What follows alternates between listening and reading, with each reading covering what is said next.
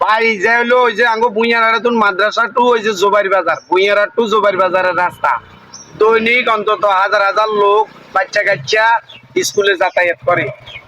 তবে এই রাস্তাটা প্রতি বছর এই যে এই খাদাটার কারণে প্রত্যেক বছর কোমলমতি ছাত্র ছাত্রীরা স্কুলে প্রাইমারিতে যাইতে মাদ্রাসায় যাইতে দড়ি দেইয়া ওই উত্তর খাতা কলম কি জ্বালা এমনকি দুর্ঘটনা করতে পারে। দেখেন পাশে একটা পুকুর, মূল সমস্যাটা কোথায় দেখেন, এই পুকুরটার কারণে এই রাস্তাটা যে বিনষ্ট হয়ে যেতেছে, রাষ্ট্রীয় সম্পদটা নষ্ট হয়ে যেতেছে।